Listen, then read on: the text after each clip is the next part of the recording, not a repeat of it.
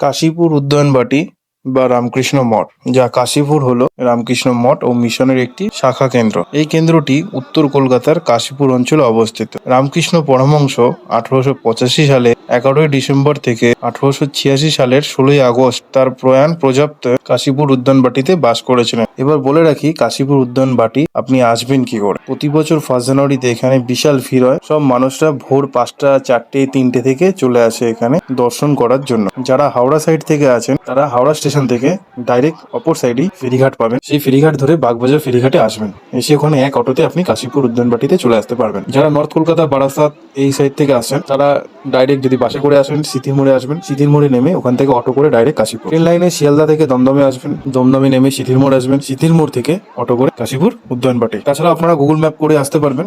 সহজ সরল উপায় আমি আপনাদের যতটা গাইড করার করে দিলাম। তো আমরা ভোর 5টার সময় এসেছিলাম এখানে, বাইকে করে এসেছি অবশ্য। তো এখানে এত ভিড়, তো অনেকক্ষণ লাইন দেওয়ার পর এবার ধীরে ধীরে ঢুকলাম। ঢোকার প্রবেশের পথেই জুতো জমা নেওয়ার একটা বিশেষ উপায় করেছে এরা। আর এখানে সমস্ত কিছু সিস্টেমেটিক। তার বিনিময়ে একটা কার্ড দিয়ে দিল আর সামনে হাত দেওয়ার ব্যবস্থা রয়েছে। আর এই কাশীপুর উদ্যানবাটির একটি দোতলা বাড়ি। দোতলা বাড়িতে যে ঘরটিতে রামকৃষ্ণ পরমহংস থাকতেন সেটি এখন এই বাড়ির প্রধান উপাসনালয়। একতলায় দ্বিতীয় একটি উপাসনালয়, সারদা দেবীর পৃথক মন্দিরও রয়েছে।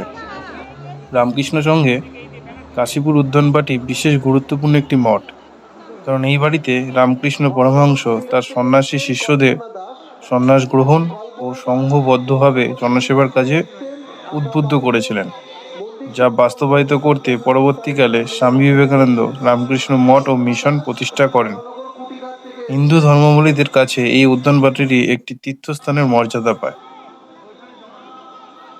আর এই বাড়িটি এত সুন্দরভাবে সাজানো 5 জানুয়ারির দিন, তো আপনারা যখন আসবেন তখন বুঝতেই পারবেন। এবার আসা যাক এটি কি ছিল। অ্যাকচুয়ালি এটি একটি জমিদার রানী কর্তায়নীর জামাই গোপাললাল ঘোষের সম্পত্তি ছিল। রামকৃষ্ণ পরমহংস তখন মাসিক 80 টাকায় ভাড়ায় প্রথমে 6 মাস ধরে নিয়েছিলেন। 3 মাসের জন্য বাড়িটি ভাড়া নিয়েছিলেন প্রথমে, এবং তিনি তার শেষ জীবনে বয়সেই এই বাড়িটিতেই থাকতেন। আর এই সেই সারদা মায়ের মন্দির, যে মন্দিরটি আমি আপনাকে বললাম এই মাত্র। এবার এই সিঁড়ির মাধ্যমে আমরা উপরে উঠে যাব। অ্যাকচুয়ালি আমরা সিঁড়ির উপরে উঠে ওখানে ফোন নিতে অ্যালাউ বারণ করা আছে, তাই ফোন ব্যবহার করা যাচ্ছে না। তো কোনো রকমভাবে নিয়ে আমরা উপরে উঠছি আপনাদের দেখানোর জন্য। দোতলার যে বাড়িটি রয়েছে ওই বাড়িটির মধ্যে এখন বর্তমানে একটি খাট রয়েছে। সেই খাটে ঠাকুরের ছবি রয়েছে। তো সেটা সম্ভব হলো না পুরোপুরি ক্যামেরায় বন্দি করার, তো এটা আপনাকে নিজস্ব স্বচক্ষেই দেখতে হবে। যারা যারা পুজো দিতে চান তারা তারা এই দিনে এসে অনেকে আবার পুজোও দেয়।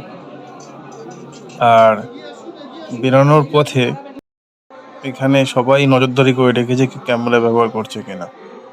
তো দোতলার উপর থেকে পুরো ভিউটা পুরো এরকমই দেখায়, চারিদিকে ভিউ। এখানে একটি ভুল ধারণা, মানুষ ভাবে বাড়ি থেকে নেমেই, মানে দোতলা বাড়ি থেকে নেমেই সামনে যে গাছটা রয়েছে এই গাছটাই কল্পতরু গাছ। মানে অ্যাকচুয়ালি এটা কল্পতরু গাছ নয়, এটা একটা ওদেরই জাস্ট বানানো। যারা জানে না তারা এখানেই সমস্ত মনের প্রার্থনা করে বেড়ায় তারা। আপনাদের আমি দেখাবো ভিডিও শেষে যে কল্পতরু গাছটা অ্যাকচুয়ালি কি। কল্পতরু গাছ হচ্ছে একটি আম গাছ, যে আম গাছের সামনে রামকৃষ্ণ পরমহংস দেব 1886 সালে 1 জানুয়ারির দিন কাশীপুর উদ্যানবাটিতে শ্রী রামকৃষ্ণ পরমহংস তার ভক্তদের এই কল্পতরু গাছের সামনে বলেছিল তোমাদের চৈতন্য হোক বলে আশীর্বাদ করেছিল। এবং এই দিনটাই প্রতি বছর কল্পতরু হিসাবেই পালিত হয়।